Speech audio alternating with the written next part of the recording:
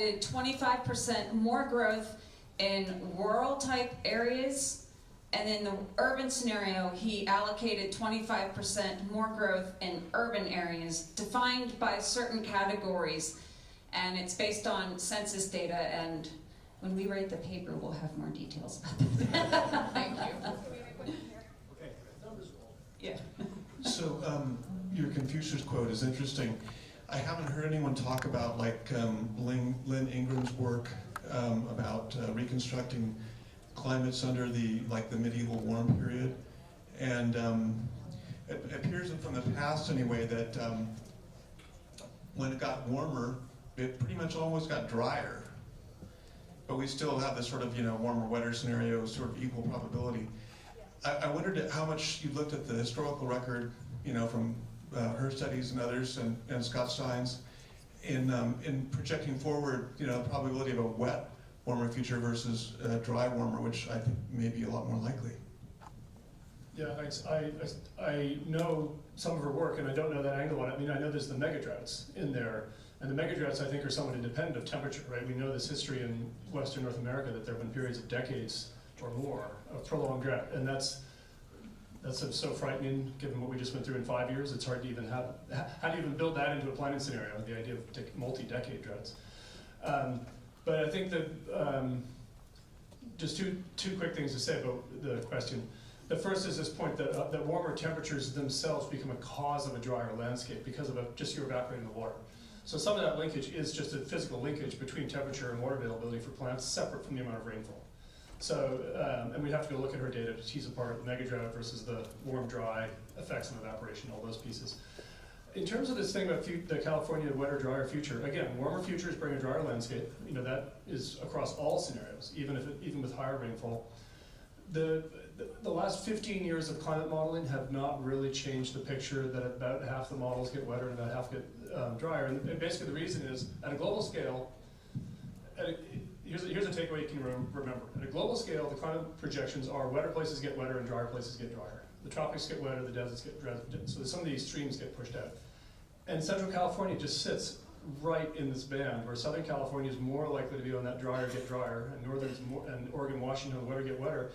And it's just that difference of the storm tracks, right? So we're just right in this band of uncertainty because of where we happen to be on the globe. So at the moment, I'm not sure there's any prospect that climate modelers are going to suddenly say, oh, we figured it out.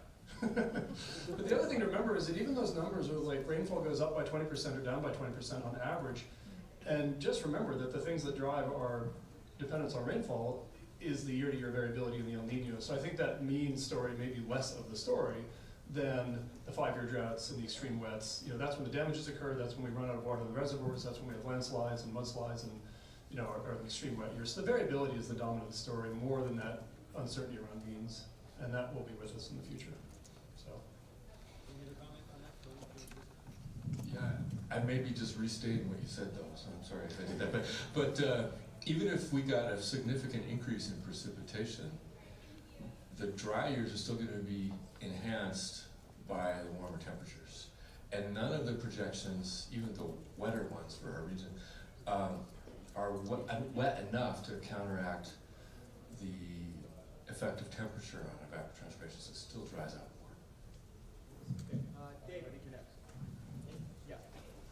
Yeah, hi Alex, I have a follow-up question on the density. If I got this right, the footprints for evaluating structure density are from census split block, but you characterize some patterns relative to quote-unquote low and high. Can you give some estimate of what you're talking about with regard to actual density numbers? Okay, so I'll mention a couple things. One is that we've done it 2 different ways, and we have, as you know, digitized all the structures in San Diego County, and actually by now we have digitized structures for all of San Diego County and all of the North Bay area. So we've done the calculations literally looking at housing locations and saying, for all the structures that have been destroyed, what was their housing density versus all the structures that were not destroyed. So we have, a pure empirical count, but the other ones that we used for the future projections, again, go back to the census data that our colleague Mike Mann has put together, and those are based on, I think, partial sensing. I'm not sure what, it's a split block route, and it's based on, that's the resolution of his data that we're using for the future projections, but for the current conditions, we're using actual structure locations. But you still need to have a loop to define density. Right, so. What is that aerial spatial realm making a unique Right. population? Okay, so for the structure, for the actual structure locations, we have tested the density to different radii, and I think the one we ended up with was the 1 kilometer squared for housing density. But we've also looked at, different distances out to see if the results were highly sensitive to the way we measured it. But the census tracts, I think they're just based on the boundaries of the census blocks. But that I would have to ask Mike to be sure of. Yeah. Yeah, you guys want to unpack the black box, huh? Jeez. It's all there. It's all there. No, it won't be. But just to quickly mention, if you look at the State Sustainable Communities Act, in terms of, and all of this is about absorbing future population growth, which the Department of Finance provides us the numbers of, county by county projections for population growth. But remember that the urban infill development is a big part of the energy story, because the vehicle miles traveled goes down with urban infill. So in terms of the state's energy future and transportation future, this concordance of urban infill, vehicle miles traveled, energy use, fire risk, really, there's a real opportunity to try to look at them all together, because there's wins on the transportation energy conservation side as well that contribute to getting us on our greenhouse gas emissions future. So the land use is at the core of so many of these questions, and the fire is part of it. But I know there's land use planning folks here, and any of them who want to jump into this conversation, I'd love to hear more from them as well.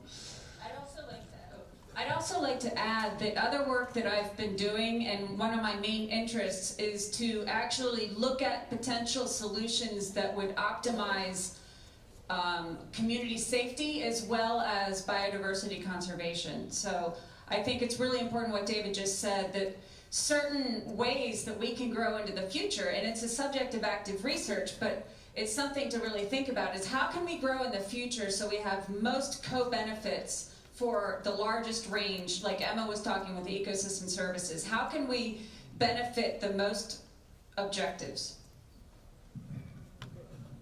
Just want to point out that if we do focus on infilling, it's likely that the houses that are available in the intermix are going to be worth a lot more.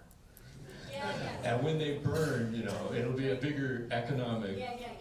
So there's no free lunch here. It's gonna. The other thing that's really important That I didn't mention, that I have to really stress, is that the existing houses are where they are. We can't change them. And so that means that we have to do something else to protect those that are where they are. Shifting gears, because we know that the biggest losses occur with really strong winds, could you talk to the predictions and results of your studies regarding the frequency of these very strong wind events? I don't think, we're looking back and forth. Wind is very hard to project under future climates. And I'm pretty much going to stop there and pass the mic. But just to say, most of the future models don't have explicit future wind projections. But a warmer atmosphere has more energy in it. So there's no reason to think it's going to get less windy. That's certainly the case. But how would you? Well, so my colleagues down at Scripps have been doing the downscaling for the temperature and precipitation. When we get these global climate model runs, and we've seen examples of several of them here, they're at a really coarse scale, and we have to get them down to a much finer scale. And so we're using what we know about how topography affects the average and variability and things like that to get them down to 6 kilometers for a lot of these studies, and down to a much smaller spatial scale for a subset of them. And we actually do have wind fields out of these global climate models, but they're at this very coarse scale. But they now have downscaled those as well. So right now what we're doing actually over the summer is starting to incorporate projected winds into these fire simulations, specifically for coastal fall wind-driven fire regimes, because it's not so much the temperature change there as the timing of precipitation. So if precipitation becomes more variable, and you get fewer storms in a given year, the difference between a really wet year and a really dry year is maybe 2 or 3 big storms. And if you lose those storms, they're more likely to be lost on the shoulder season, so the fall or the late spring, than they are right in the middle of winter when you have the highest probability of a rainfall. So if you lose them in the fall, then you extend that long, dry summer season into the fall, like we did this last winter. And as you get further into the fall, the probability of the Santa Ana winds is rising, right? So right now, historically, if you looked at these big wind-driven fire events in Southern California, they usually peak in early October, because by the time you get to late October, you usually have some rainfall. And that makes it a lot harder. You need a lot more wind for a lot longer to dry things out enough to burn once it's gotten rain. But if you don't have any rain, you're almost guaranteed to get some wind, right? And so if you have ignitions, you can get more fire. So it's about this. Yeah, so we're gonna start looking at that, precipitation timing versus wind, projected winds from these climate models. I just want to add one more point, and that is from a Southern California perspective. As John was talking about yesterday, we have many Santa Ana wind events every single year. So I'm not sure how much the incidence or the frequency of Santa Ana wind events could really qualitatively change fire risk. The big thing is the timing of when an ignition occurs at the same time where a Santa Ana wind is blowing. And it also matters the location, because if you have farther out east an ignition, Santa Ana winds blow from the east to the west, there's a greater chance that while the wind is coming down, it's going to catch that ignition, and it has a longer distance to travel under high wind conditions. So timing and placement of ignitions are going to be critical for wind-driven fire events. Okay, next. Over here. Hi, Alex. Great presentation. I have a question about the next level down where you talked about in the model. After the density, you said homes that were under 30 years or had 30 feet of clearance or so. And you also mentioned that beyond 100 feet of clearance, or not clearance, let's say fuel treatments, doesn't really make as much of a difference, which I know is true down in the chaparral systems. And I'm curious about what you're finding further up here, because we're talking about a couple different things up here. Is that that first 100 feet or whatever the magic number is of fuel treatments, but then feathering treatments further out you go, especially in forested systems, to be reducing ladder fuels, so you're maintaining that moisture but reducing those ladder fuels further out. And then the second part of the question is, have you seen anything yet? One of the things I've been hearing about these fires is that first 5 feet around the house is what's really making the difference. And I wonder if any of the research has shown anything on that yet. Yeah, great questions. Let me actually start with the house out, because that is the story. The most significant, so we used a range of factors to quantify defensible space. So we calculated the distance, but we also used the state guidelines to have the spacing between the woody vegetation. And we looked at factors such as the number of sides of a structure that vegetation was touching, whether or not a tree was overhanging a roof. And we found that absolutely the first 5 to 10 feet around a house, or if vegetation is overhanging or touching a house, is the most important factor. And a lot of this is because it's houses burn because of embers. So whatever they land on that's really close to the house, that's really critical. And if something has litter and it lands on the house and is dead material, that's really important. And the relationship really, honestly, it just went out like that. And we looked at thresholds, and yes, this is Southern California. We looked at thresholds, and we found that really effectively, the statistical difference ended at about 50 feet. But we still say 100 because firefighters need safety. They need to be able to have a place to work. But in terms of other systems, you're right, we calculated this for chaparral systems. in 2 different regions. I know some other folks did it in the Santa Monica Mountains as well, came up with similar results. But there is Jack Cohen's work where he came up with a 100-foot threshold as well, and he was looking at jack pine forests. So even though I've only done the empirical work, looking at, past houses that were destroyed and comparing them to houses that weren't destroyed, his simulations came up with the 100-feet measure as well. We're going to get much more into it even later in the afternoon also, just to add. Yes. Yeah, the next session is. Next session, yes. Next talk. There we go. Good. Thank you for your speech. Very good, all of you. I had 2 questions. The first one was for Leroy. And I was noticing on obviously your modeling, you can't cover every base, but sitting here in Sonoma County, I saw that the most glaring miss on that map was the northwestern portion of Sonoma County, specifically regarding the fire return rate in like the Creighton Ridge area, coupled with sod, the nature of how the topography lays out. And I would say as a firefighter, that would be my asterisk on Sonoma County. If you're gonna predict where the next big one's going to be, it would be somewhere in that West Side Road, southwest of Hillsburg, and running from there probably into Forestville and beyond, given the circumstances. So that would be, I think, one thing to look at. The other question was for Alexandra. Why don't you wait and let me address it, and then so that we don't forget. Are you talking about the simulations that show where individual large fires? Yeah, it was kind of projecting where you thought it might be. No, so there's no probability. I wasn't assigning in the talk any probability to those. It was just a random thing. So what I did is I selected 100 random simulations for 150 years, and then I looked which one gave me the most area burned out of those 100 simulations in which year, and then I showed the map and so it was most area burned. So it could be a really low probability.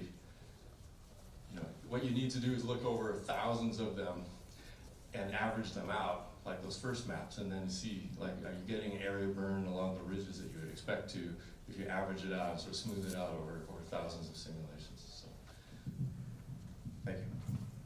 And then the next thing was for Alexandra. You were talking about patterns, and I noticed that in the San Diego situation, and from experience of being down there, most of the homes showing up that were destroyed in that area were all in the southern aspect.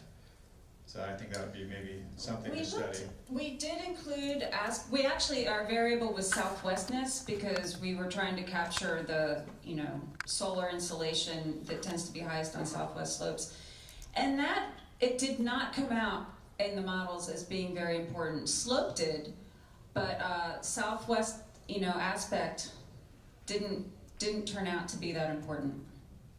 Yeah, so for us in the firefighting world, if you're looking at the peak burn times, that southwest aspect is when we get our highest flame lengths, most intense fires and things like that. So I thought it was just an interesting thing to actually visually see that. Yeah, I would imagine, because vegetation patterns differ substantially based on, aspect. So.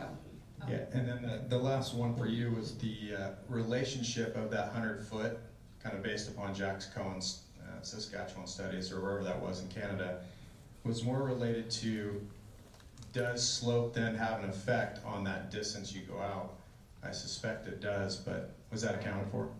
Before you answer, let me just, so your previous point, it's important to keep in mind we're doing very different modeling studies at very different spatial and temporal scales, and then you're thinking, based on your experience, at even finer temporal, so like what's happening during the different parts of the day and things like that.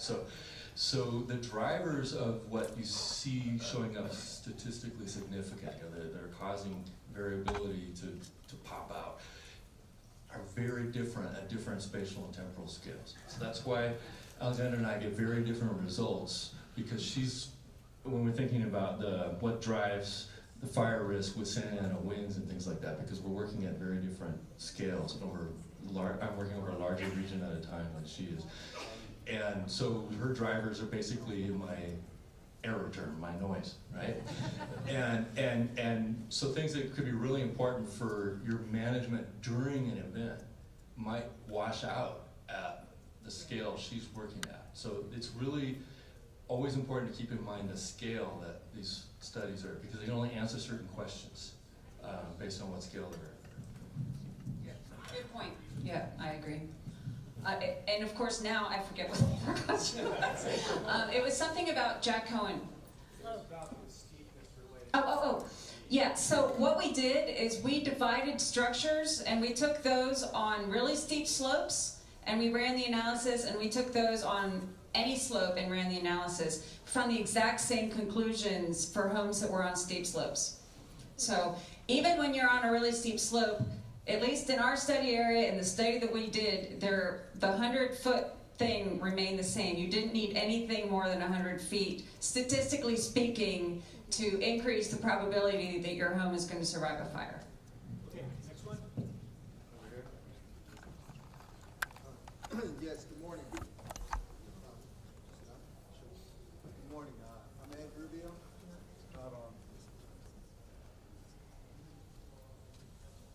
Good morning. Good morning. Good morning.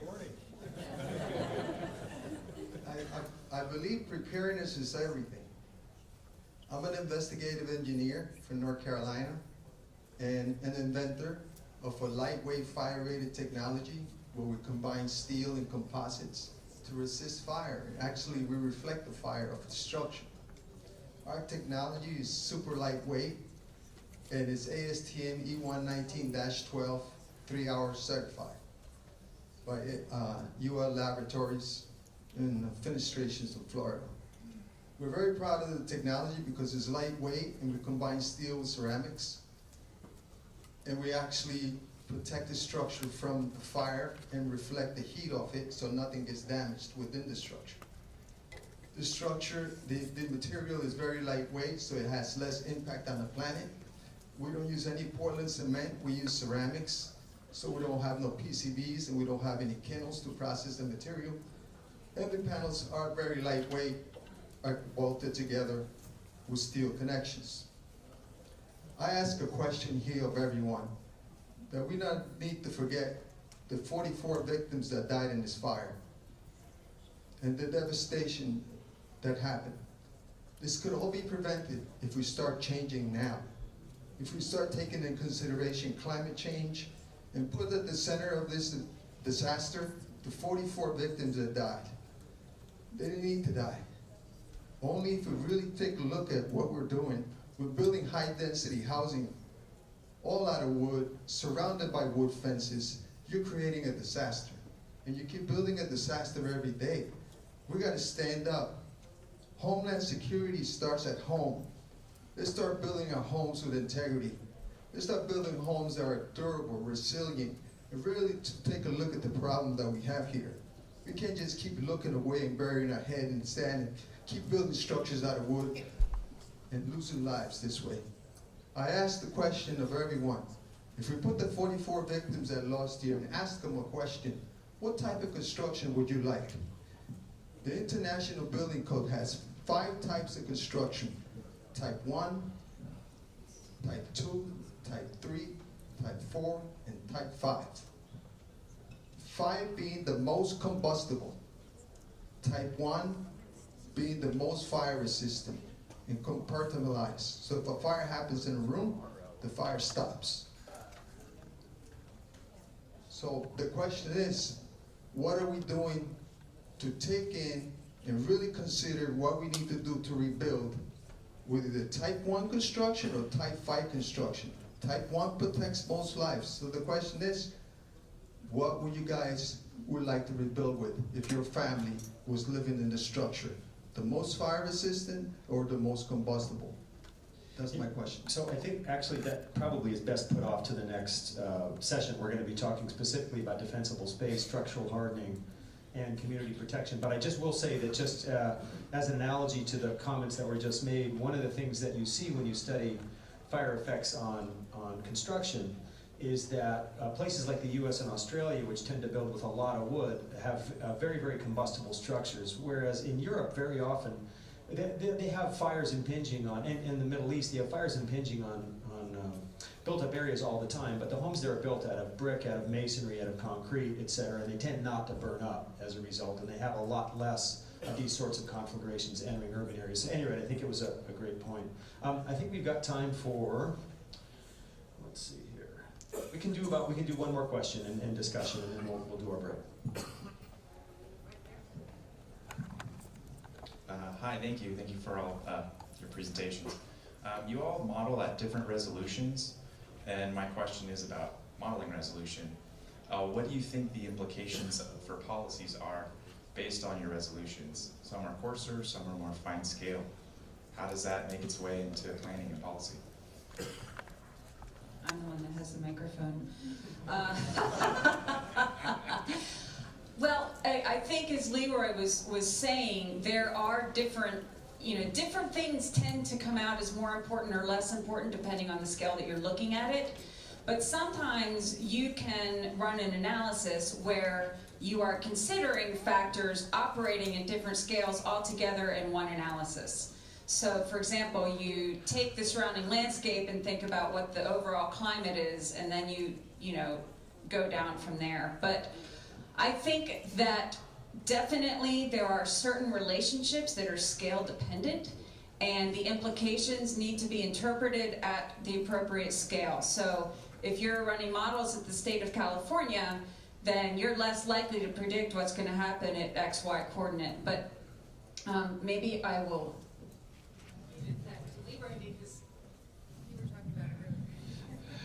Yeah, so a lot of the really fine spatial scale stuff tells you about the risk that a structure is going to burn, but not necessarily about whether or not you can get a big fire in the location.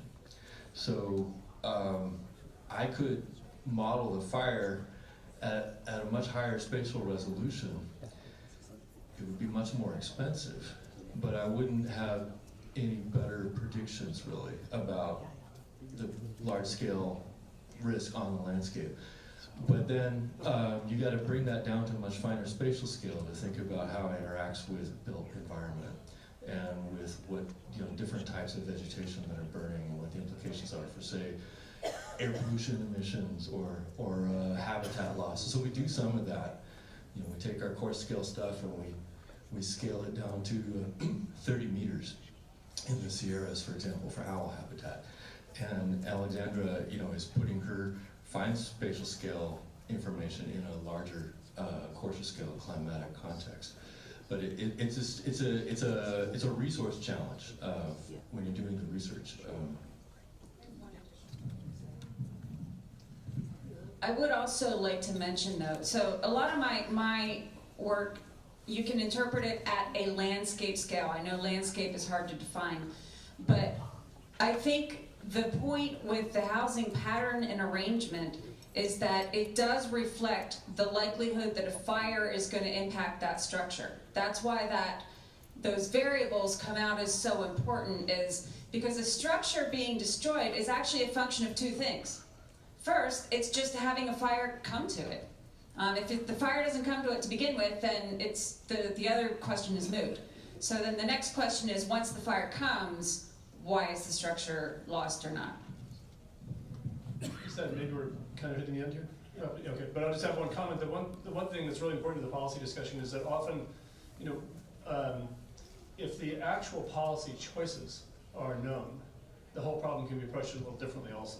So the dialogue that can be established in this kind of setting is often the research is done and then delivered to policymakers, and maybe the question wasn't framed in a policy relevant way because it wasn't framed with respect to the actual choices that are on the table. So to be able to work from a meeting like this and then hear it back, like, the choice we actually have in front of us is this versus this, and then to bring that back. So the back and forth could be a really valuable step forward to increase the policy relevance. Because if it's all done one way, thinking that if we just start with the modeling in our head and assume it will be relevant, we're missing an opportunity to be learning from each other. So it'd be always really valuable for researchers to hear more about what actual policy choices are among the set of options that planners and agencies are actually considering and have available to them.